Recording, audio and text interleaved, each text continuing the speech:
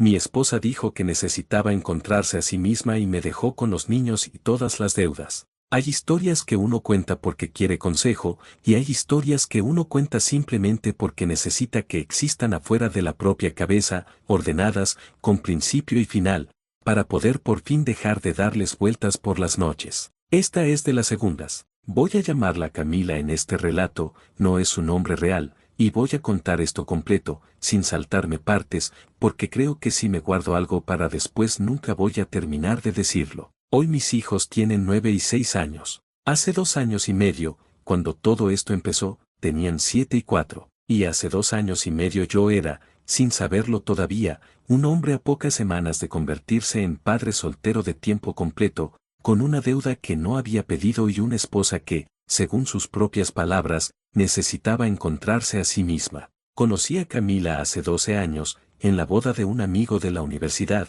en una de esas coincidencias que en su momento parecen destino y que con el tiempo uno entiende que fueron, simplemente, dos personas jóvenes en el lugar correcto en el momento correcto. Yo tenía 28 años, ella 26. Recuerdo que bailamos casi toda la noche, que hablamos hasta que cerraron el salón, que intercambiamos números con esa mezcla de nervios y certeza que a veces acompaña a los inicios que después se vuelven importantes. Nos casamos 3 años después, en una boda pequeña pero llena de gente que nos quería, y durante los primeros años de matrimonio construimos, con esfuerzo y con cariño genuino, la vida que en ese momento sentíamos como la correcta. Compramos una casa modesta en un barrio tranquilo, yo trabajando en administración de una empresa de manufactura, ella como profesora de secundaria, un trabajo que amaba profundamente y que, durante años, describía como su verdadera vocación. Tuvimos a nuestro primer hijo, Mateo, a los 3 años de casados. Fue,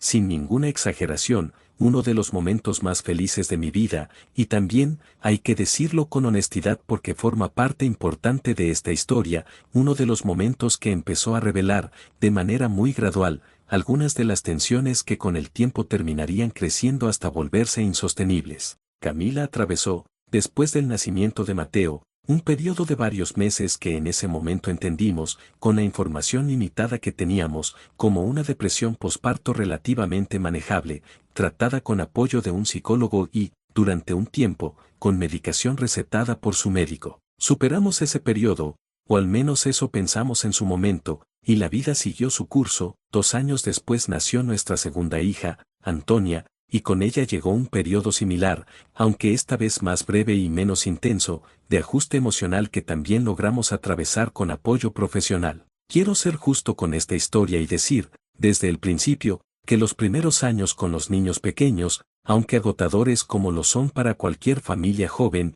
tuvieron también mucha felicidad genuina. Recuerdo tardes enteras jugando en el patio, vacaciones sencillas pero memorables, la satisfacción compartida de ver a nuestros hijos crecer sanos y felices. Si alguien me hubiera preguntado, durante esos años, si era feliz en mi matrimonio, habría respondido que sí, con matices normales de cansancio y de las tensiones típicas de cualquier pareja con hijos pequeños, pero sin ninguna duda fundamental sobre la solidez de lo que habíamos construido juntos. El cambio, cuando lo pienso ahora con la distancia que me da el tiempo, empezó a manifestarse de manera más clara alrededor de cuando Antonia cumplió 3 años, es decir, hace aproximadamente 4 años. Camila, que durante toda su vida adulta había sido profesora de secundaria con una pasión genuina por la enseñanza, empezó a expresar, cada vez con más frecuencia, una insatisfacción creciente que en un primer momento interpreté simplemente como el agotamiento normal de una madre trabajadora con 2 hijos pequeños.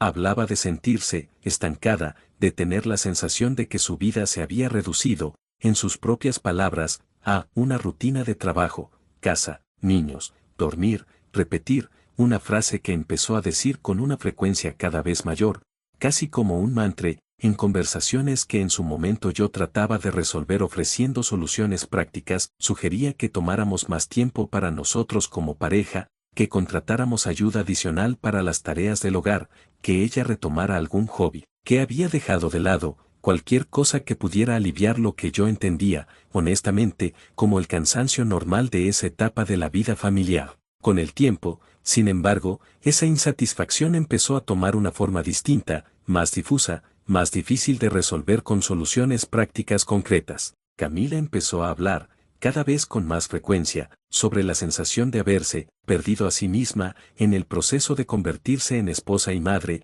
sobre preguntarse quién habría sido si hubiera tomado decisiones distintas en su vida, sobre una especie de nostalgia difusa por una versión de sí misma más joven, más libre, anterior al matrimonio y a la maternidad, que ella sentía que había desaparecido casi por completo bajo el peso de las responsabilidades cotidianas. En ese momento, sin ninguna mala intención de mi parte, minimicé un poco esas conversaciones, entendiéndolas como parte normal de la crisis de los 30 y tantos que mucha gente atraviesa, un periodo de replanteamiento vital que, según todo lo que había leído y escuchado de otros matrimonios, suele pasar con tiempo y con paciencia mutua. Lo que no supe leer correctamente en ese momento, y que solo entendí con toda claridad después de que todo explotara, fue que esa insatisfacción, lejos de ser un momento pasajero, se estaba profundizando de una manera silenciosa pero constante, alimentada además por un factor que en ese entonces yo desconocía por completo. Camila había retomado contacto,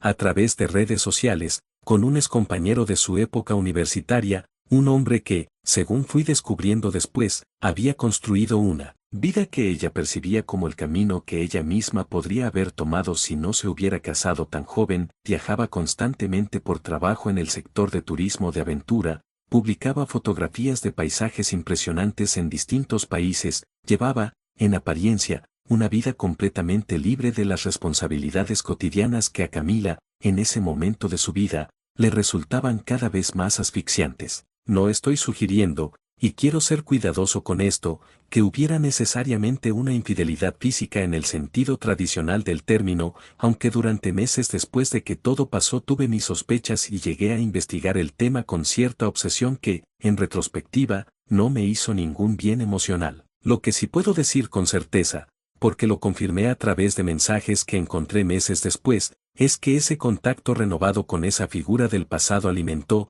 de manera significativa, la narrativa que Camila fue construyendo internamente sobre su propia vida, la narrativa de que se había casado demasiado joven, de que había tenido hijos demasiado pronto, de que había una versión alternativa de su existencia, más libre, más aventurera, más auténtica, según sus propias palabras, posteriores, que ella había sacrificado sin haberlo elegido de manera consciente y plena. El anuncio, cuando finalmente llegó, no fue tan repentino como en un primer momento lo sentí, aunque en ese momento sí me tomó completamente por sorpresa. Fue un martes de febrero, un día completamente normal según cualquier estándar. Había llevado a los niños al colegio, había ido a trabajar, había vuelto a casa esperando una cena normal, quizás alguna conversación sobre los deberes de Mateo o sobre algún berrinche reciente de Antonia. En lugar de eso, encontré a Camila sentada en la sala, con una expresión que no supe leer del todo hasta que empezó a hablar,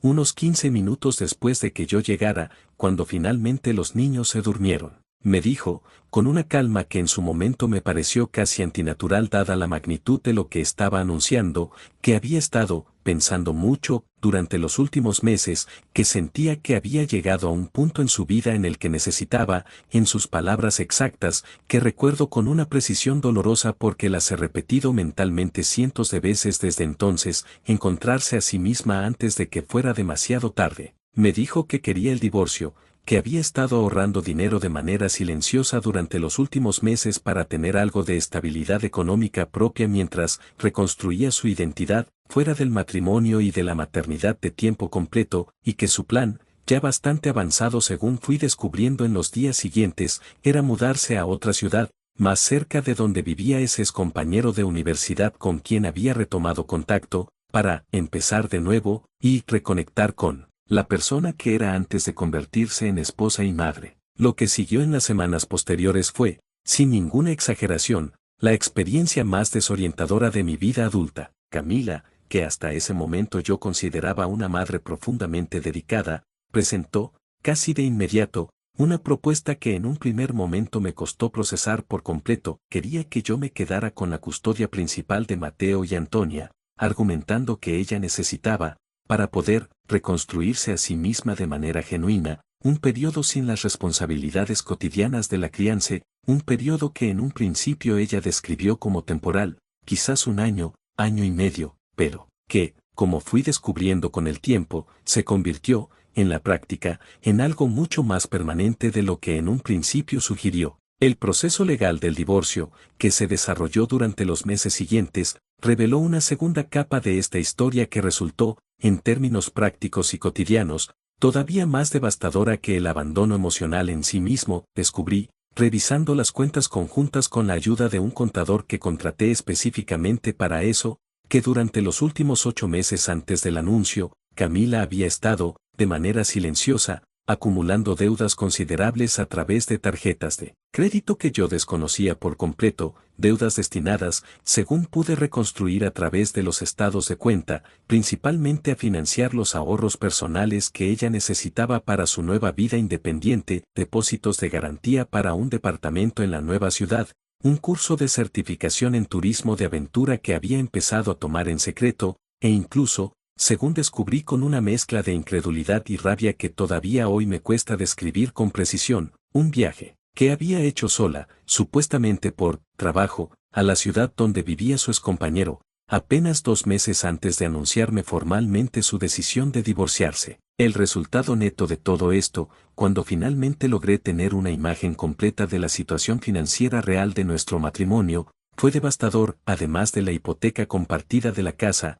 que en la negociación del divorcio terminé asumiendo por completo a cambio de quedarme con la propiedad para mantener estabilidad para los niños. Heredé, de manera prácticamente unilateral, una deuda de tarjetas de crédito que, sumada, representaba casi un año completo de mi sueldo, deuda que, legalmente, según me explicó mi abogado, se consideraba parte del pasivo matrimonial conjunto independientemente de que yo no hubiera tenido ningún conocimiento de su existencia mientras se acumulaba, dado que las tarjetas estaban registradas bajo cuentas que, técnicamente, ambos habíamos autorizado años atrás como parte de nuestra planificación financiera conjunta inicial, aunque el uso reciente de esas tarjetas había sido completamente unilateral de parte de Camila. Mi abogado, un hombre con muchos años de experiencia en casos de divorcio, me explicó, con una honestidad que en su momento agradecí aunque me doliera escucharla, que casos como el mío, aunque no son la mayoría, tampoco son tan infrecuentes como uno podría pensar, situaciones en las que una de las partes,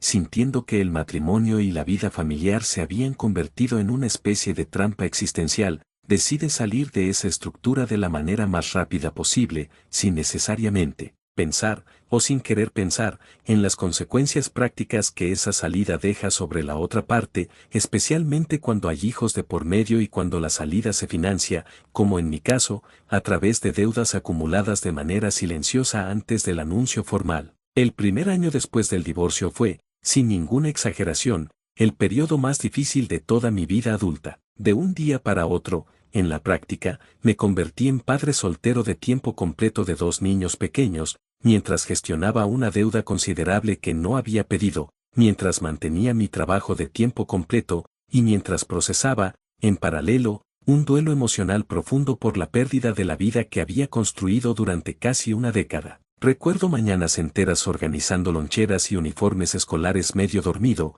después de noches en las que apenas lograba dormir 3 o 4 horas, revisando estados de cuenta, calculando cómo íbamos a llegar a fin de mes, tratando de entender cómo, en cuestión de semanas, mi vida entera se había reorganizado completamente alrededor de una crisis que yo no había elegido y que, en gran medida, no había visto venir con la claridad suficiente como para haberla evitado. Mateo, que en ese momento tenía 7 años, procesó el cambio de una manera que todavía hoy, 2 años y medio después, me sigue rompiendo el corazón cuando lo recuerdo. Durante los primeros meses, cada noche antes de dormir, me preguntaba si mamá iba a volver cuando terminara de encontrarse a sí misma, repitiendo, con una inocencia devastadora, la frase exacta que yo había tenido que usar para explicarle, en términos que un niño de 7 años pudiera entender, porque su madre ya no vivía con nosotros. Antonia, que apenas tenía 4 años en ese momento, era demasiado pequeña para entender del todo lo que estaba pasando,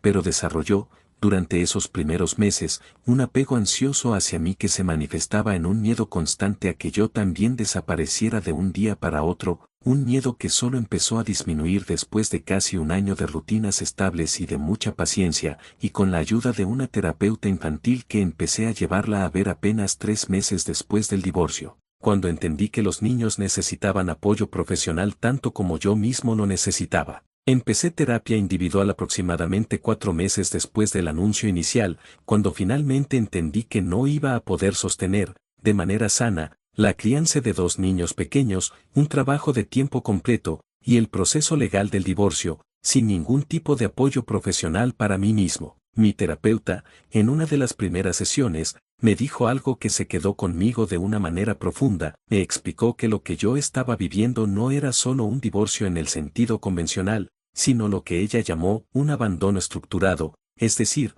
una salida cuidadosamente planificada de las responsabilidades familiares y económicas, financiada además con recursos que, en la práctica, terminaron siendo pagados por mí, tanto en el sentido literal de la deuda heredada como en el sentido más amplio del tiempo, la energía y la estabilidad emocional que tuve que reconstruir desde cero para poder sostener a mis hijos. El proceso de reorganización financiera fue, durante ese primer año, particularmente agotador. Tuve que negociar, con la ayuda de mi abogado y de un asesor financiero, un plan de pago de la deuda de las tarjetas de crédito que me permitiera mantener un nivel de vida mínimamente estable para mis hijos sin colapsar completamente bajo el peso de los pagos mensuales. Vendí el auto que teníamos, un modelo relativamente reciente que Camila había insistido en comprar apenas 2 años antes, y lo reemplacé por uno mucho más modesto, usado, que me permitió liberar una cantidad significativa de efectivo para destinar directamente al pago de la deuda. Reduje, durante casi todo ese primer año, prácticamente cualquier gasto no esencial en mi propia vida. Dejé de salir con amigos con la frecuencia de antes, cancelé suscripciones y membresías que antes daba por sentadas, y aprendí, de una manera que nunca antes en mi vida adulta había necesitado aprender con tanta disciplina, a vivir con un presupuesto extremadamente ajustado mientras seguía intentando darles a mis hijos, dentro de lo posible, una infancia que se sintiera lo más normal posible a pesar de todo lo que estaba pasando a su alrededor. Mi familia, especialmente mis padres y mi hermana, fue fundamental durante ese primer año. Mi madre, jubilada desde hacía un par de años, empezó a ayudarme varias tardes a la semana con los niños, recogiéndolos del colegio cuando mi horario de trabajo no me lo permitía, ayudándolos con las tareas, cocinando para nosotros con una frecuencia que, sin exagerar, probablemente evitó que yo colapsara por completo durante los meses más difíciles. Mi hermana,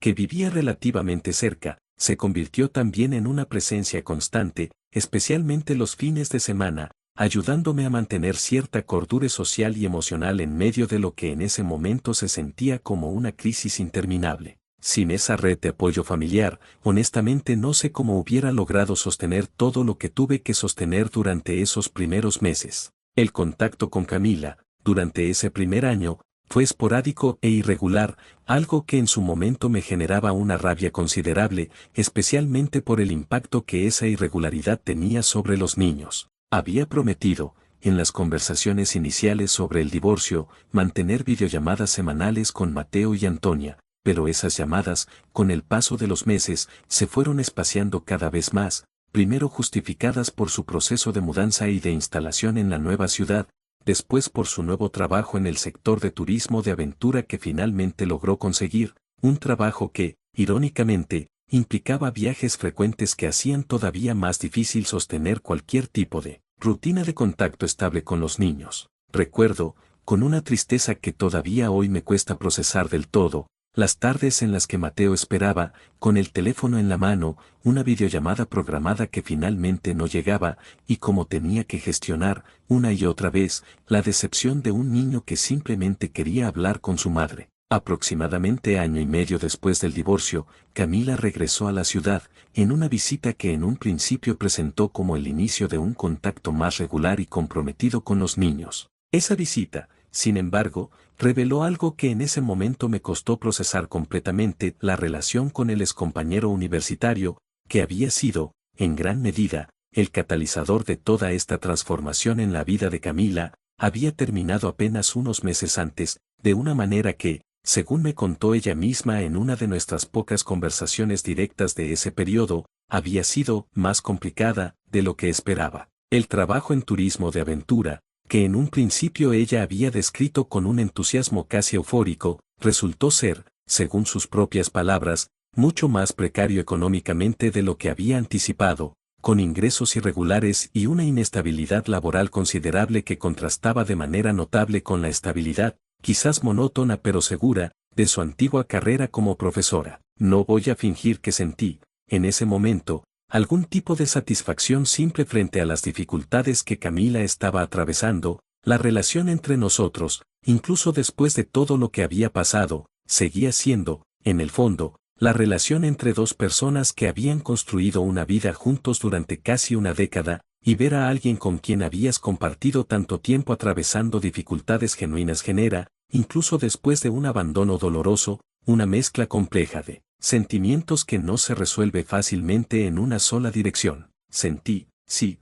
una parte de validación difícil de negar, la sensación de que la narrativa que ella había construido sobre encontrarse a sí misma a través de esa ruptura radical con su vida anterior no había resultado, en la práctica, tan liberadora ni tan satisfactoria como ella misma parecía haber anticipado. Pero sentí también, de manera genuina, cierta tristeza al ver que la persona con la que había compartido tantos años de mi vida estaba, evidentemente, pasando por un periodo difícil, aunque esa tristeza nunca llegó a transformarse en el deseo de retomar ningún tipo de relación romántica con ella, algo que, para ser honesto, ella tampoco propuso de manera directa en ningún momento. Los meses siguientes a esa visita marcaron el inicio de un periodo de contacto algo más regular, aunque nunca completamente estable, entre Camila y los niños. Regresó a la ciudad de manera definitiva aproximadamente 2 años después del divorcio, retomando, después de un proceso de recertificación, su trabajo como profesora, esta vez en un colegio distinto al que trabajaba durante nuestro matrimonio. Actualmente, casi 2 años y medio después de aquella noche de febrero en la que anunció su decisión de irse, mantiene un régimen de visitas los fines de semana alternos con Mateo y Antonia, un régimen que, aunque lejos de ser perfecto, representa una mejora considerable respecto a la irregularidad casi total de los primeros 18 meses posteriores al divorcio. Los niños, con el tiempo, han desarrollado con su madre una relación que describiría como cautelosa pero genuina, marcada permanentemente, sin embargo, por la memoria de esos primeros meses de ausencia casi total. Mateo, que hoy tiene 9 años y que procesa las cosas de una manera notablemente más consciente que cuando tenía 7, me preguntó hace poco, en una de esas conversaciones directas que los niños a veces tienen sin ningún filtro, si yo todavía estaba enojado con mamá por haberse ido. Le respondí, con la mayor honestidad posible dentro de los límites de lo que un niño de 9 años puede procesar de manera sana,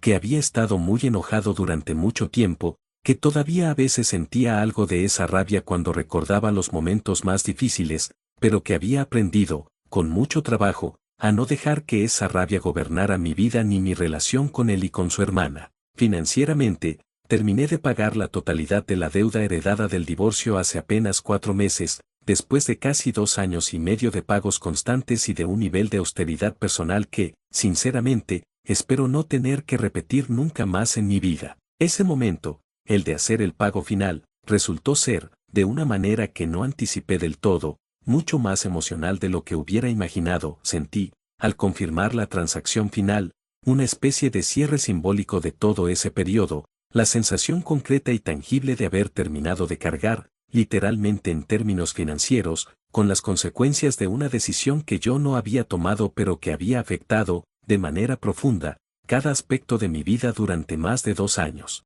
Hoy, mirando hacia atrás con toda la distancia que me da el tiempo transcurrido, puedo identificar con claridad algunas cosas que en su momento, en medio de la crisis, me resultaba imposible ver. Puedo ver, por ejemplo, que la insatisfacción de Camila con su vida, aunque la manera en que decidió resolverla terminó siendo profundamente dañina hacia mí y hacia nuestros hijos, probablemente tenía, en su origen, alguna semilla de legitimidad emocional. La maternidad y el matrimonio, especialmente cuando llegan de manera relativamente temprana en la vida adulta, efectivamente pueden generar, en algunas personas, una sensación genuina de haber perdido contacto con partes importantes de su propia identidad individual. Lo que no puedo justificar, ni voy a justificar nunca en esta historia, es la manera específica en que decidió resolver esa insatisfacción, acumulando deudas de manera silenciosa para financiar su propia salida, dejando a sus hijos pequeños con un régimen de contacto prácticamente inexistente durante más de un año,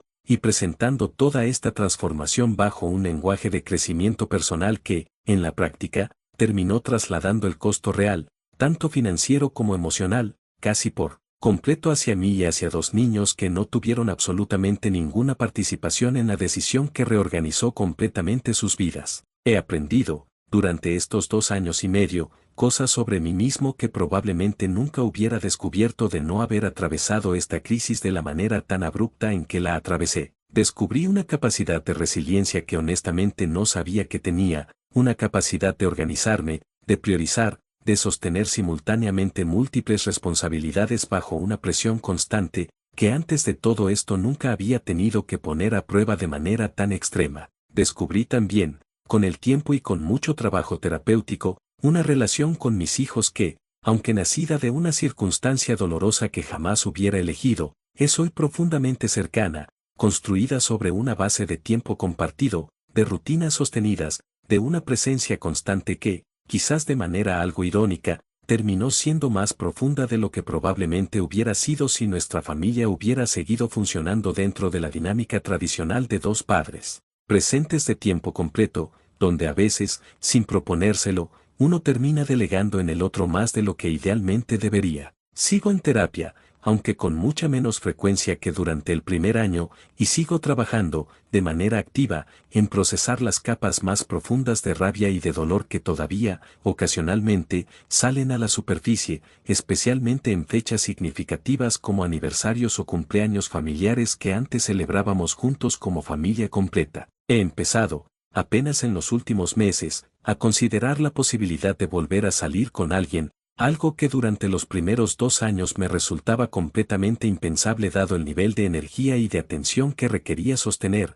prácticamente en solitario, la crianza de dos niños pequeños mientras gestionaba una crisis financiera considerable. No tengo prisa alguna por esto, he aprendido, quizás la lección más importante de todo este proceso, que reconstruir una vida propia sólida y estable, tanto para mí como para mis hijos, requiere tiempo, paciencia y una disposición genuina a procesar el dolor en lugar de simplemente enterrarlo bajo la urgencia de las responsabilidades cotidianas. Si alguien está leyendo esto y está atravesando ahora mismo algo similar, un abandono repentino, una deuda heredada sin haberla pedido, la responsabilidad abrupta de sostener solo la crianza de hijos pequeños, lo único que puedo decirle, desde el otro lado de este proceso, es que el primer año, honestamente, va a ser el más difícil, quizás de una manera que ahora mismo, en medio de la crisis, es difícil de imaginar del todo. Pero también puedo decirle que es posible, con apoyo profesional, con una red familiar o de amigos genuina, y con mucha paciencia hacia uno mismo, construir del otro lado de esa crisis una vida estable, incluso una vida buena, para uno mismo y para los hijos que dependen de esa reconstrucción. No sé qué será, con el tiempo, de la vida de Camila. Hoy mantiene, dentro de lo posible, una relación funcional con Mateo y Antonia, y esa relación, imperfecta como es, sigue siendo importante para ellos, así que trato, dentro de mis propias limitaciones emocionales, de facilitarla en lugar de obstaculizarla, no por ella, sino por mis hijos, que merecen tener, en la medida de lo posible, una relación sana con su madre a pesar de todo lo que pasó. Termino esto con una sensación que hace 2 años y medio hubiera sido completamente impensable para mí, la sensación tranquila, sostenida día a día, de que a pesar de todo, a pesar de la deuda, del abandono, de las noches sin dormir organizando loncheras mientras calculaba pagos mínimos de tarjetas de crédito, construimos, mis hijos y yo, una vida que hoy, con todas sus imperfecciones, se siente genuinamente como un hogar.